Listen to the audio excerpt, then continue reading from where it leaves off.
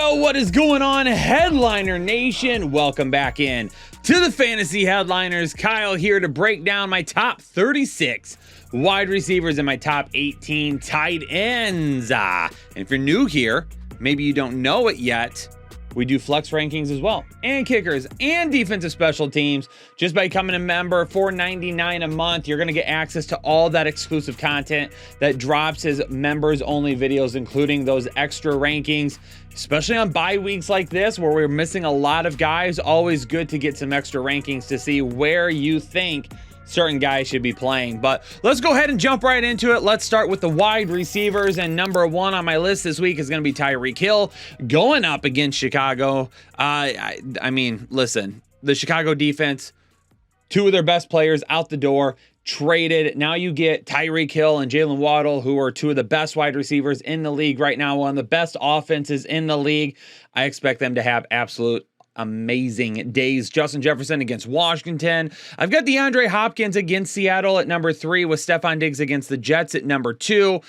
Diggs is just, he's the best wide receiver. Hopkins is the best wide receiver in football the last 2 weeks.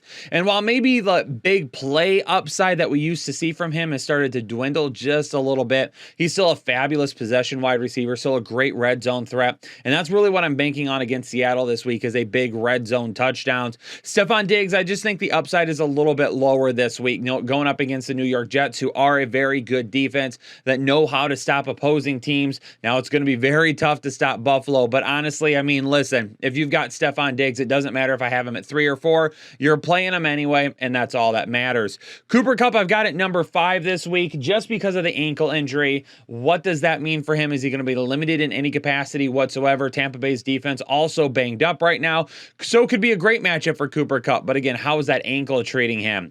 Devontae Adams at number 6 going up against Jacksonville. Got him a little bit lower this week as well, just with how that offense has been playing lately. Just need to see that offense start to maybe click a little bit more consistently. A.J. Brown going up against Houston at number 7. Huge week last week for A.J. Brown. Great matchup here for him, except I think Philadelphia could get out to a huge lead in the first half, and with that, they start to maybe coast a little bit in the second half, and we don't see as many points for them. So A.J. Brown for me is definitely a guy I am going to be banking on being a top 10 option this week, even if I think some of the guys above him could have a little bit more upside just based on the matchups that they have. T. Higgins at number 8 against Carolina. Carolina has started to really fall lately in terms of pass protection. Number 9, Jalen Waddle, again, going up against Chicago. Huge upside for Jalen Waddle. Amon-Ra St. Brown at number 10 for the Detroit Lions against Green Bay. Probably won't see Jair Alexander, which is good news for him. No TJ Hockenson, which could mean extra targets for him. Mike Evans at number 11 against the LA Rams. We know that Evans on a per game basis is an absolute monster right now. We're hoping to see, again, some more consistency from that offense. Chris Godwin is going to be down at number 13. Chris Godwin just a little bit lower because he's seeing a good amount of targets. He's just not doing much with them, unfortunately. Monday Night Football, Chris Olave going up against Baltimore. I've got him inside the top 12 this week. I'm thinking Chris Olave could have a huge game. Again, Chris Godwin at number 13 going up against the Rams, so just a little bit lower upside than Mike Evans. Tyler Lockett, DK Metcalf back-to-back going up against Arizona this week. DK Metcalf absolutely inhuman, coming back as quickly as he did from that injury and scoring. DJ Moore going up against Cincinnati at number 16. Love playing me some DJ Moore right now. Wide receiver 2 the last 2 weeks. Just keep in mind, Cincinnati's been pretty good against wide receivers this year. Terry McLaurin at number 17. Taylor Heineke loves himself some Terry M, so we're going to go with him against Minnesota in a pretty good matchup. Tyler Boyd at number 18 against Carolina, really hoping he finds the end zone. Michael Pittman against New England, a little bit of a lower upside for me, but Michael Pittman is still a guy that I'm playing right now. I know a lot of people are trying to jump off the bandwagon.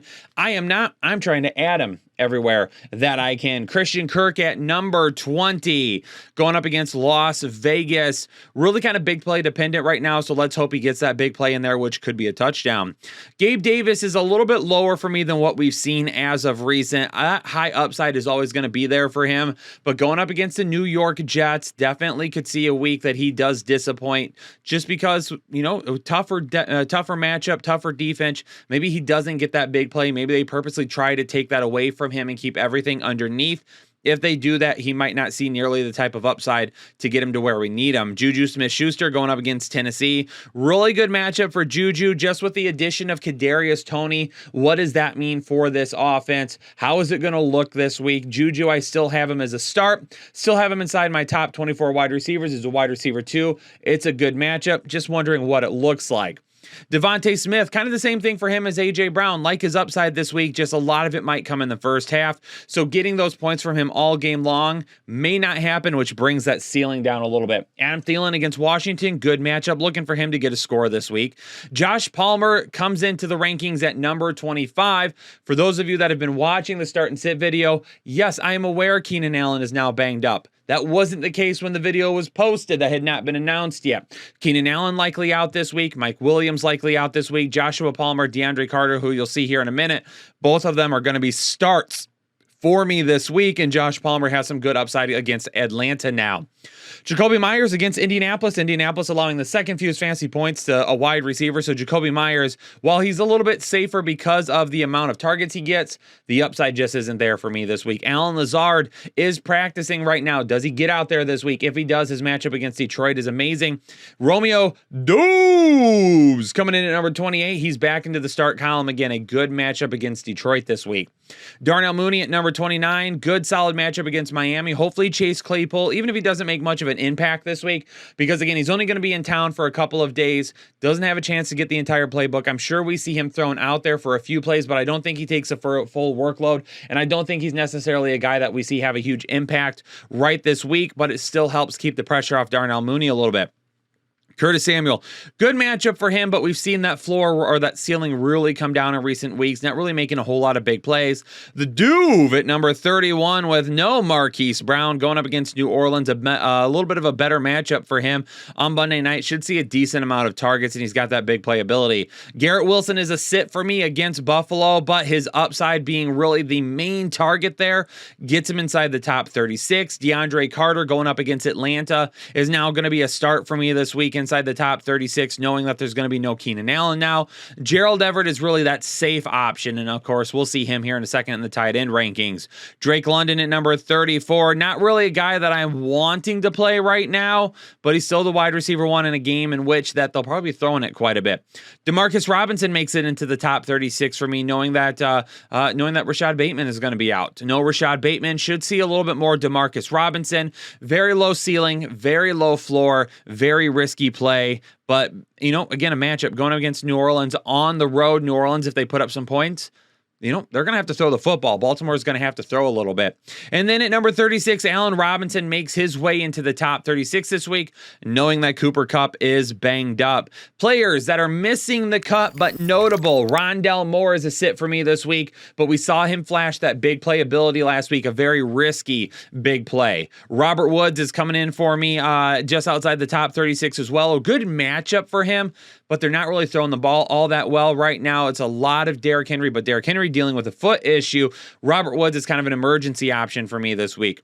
You can put Mecole Hardman here, and then we can just, kind of also mention Kadarius Toney in the same breath. Mecole Hardman for me is a guy that's just super lucky right now. If he scores a touchdown, great, he's a start. If he doesn't, he's not a start. And, half of his touchdowns this year have come as rushing touchdowns. So for those of you that had issues with Deebo Samuel coming into the year because he was getting rushing touchdowns, you got to have the same issues with Mecole Hardman. He's not really doing a whole lot as a wide receiver right now. They've added Kadarius Toney. Juju's emerged as the number one option. So Mecole Hardman, if he scores, that's great, but if he doesn't, it's a real risk to try and throw him out there. Tyquan Thornton, keeping an eye on him this week. Devontae Parker banged up. If he doesn't play in a tougher matchup, we might need to get creative with Tyquan Thornton and use him kind of in the same way that we saw a couple of weeks ago when he scored 2 touchdowns. And then Van Jefferson's going to be a notable player for me as well this week, bringing him up.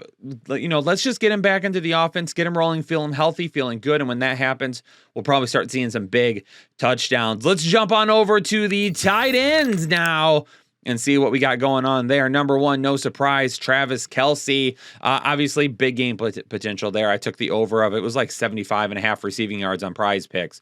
Mark Andrews at number 2. Now, here's the thing about Mark Andrews. If you own Mark Andrews and you don't own Isaiah Likely and he plays, you got to play Mark Andrews. You really don't have a choice unless you have some safer options behind him. But I rank players based on their potential upside. And Mark Andrews' potential upside, if he is on the field, is the tight end 2 overall behind Travis Kelce. Now keep in mind, last week before he went out with his injury, he had like 3 receptions and 33 yards just in the first quarter. If he hadn't left with that aggravated shoulder injury, then at that point, he probably plays the entire game and he's well on his way to tight end 2 numbers, especially considering how well Isaiah Likely did the rest of the game. Mark Andrews probably would have played very well too. So for those of you that are worried about him and you say, oh, well, the injury, keep in mind that the injury he had last week wasn't a re-injury. It was a new injury that ended up taking him out of the game and they wanted to play it safe with him. If he plays this week and he's out there, I'm ranking him as tight end 2. Now, if you're not comfortable with that, play somebody that you're a little bit safer with. As you look through the rankings, we'll kind of discuss that and I'll tell you where's the cutoff that Mark Andrews would be for me. Gerald Everett at number 3, no Keenan Allen, no Mike Williams, going up against Atlanta. Give me some Gerald Everett this week. Really like his potential upside. Dallas Goedert going up against Houston is going to have nice potential upside as well. Zach Ertz against Seattle, a team that allows the second most fantasy points to opposing tight ends. Zach Ertz for a guy that I really want to lock in this week. 100%. Evan Ingram going up against Las Vegas, become a very, very, very safe option. He is a guy that's getting tons of targets right now. Same goes for Tyler Higbee going up against Tampa Bay. Lots of targets right now, just not scoring, which means his ceiling is a little bit lower. This is where the Mark Andrews cutoff is for me. Anybody from Gerald Everett, Dallas Goedert, Zach Ertz, Evan Ingram, Tyler Higbee, if you own them and you own Mark Andrews, I would play any of them over Mark Andrews if you're worried about him. If you don't, you're playing Mark Andrews. Taysom Hill comes in at number 8. I'm keeping him right here in the tight end rankings because this is really where he falls. He had like 70 rushing yards last week, but he didn't do anything in the passing game. If he doesn't score a touchdown, he's not getting a whole lot of fantasy points. Hayden Hurst going up against Carolina, going to put him back as a start this week. Obviously, with the fact that last week was really tough to watch for Cincinnati. No Jamar Chase, though, means some extra targets for Hayden Hurst. And really until T. Higgins had that big touchdown grab, Hayden Hurst led the team in receiving. Kyle Pitts at number 10 going up against the LA Chargers. I'm worried about Kyle Pitts this week. I really don't want to play him. Going to see some Derwin James, really low ceiling. But again, if they're going to be behind and throwing it, and maybe they're turning the corner with Kyle Pitts, he'll get targets this week. Tyler Conklin against Buffalo is a tough matchup, but he's back as a start for me just because of how much we've seen just the wide receivers.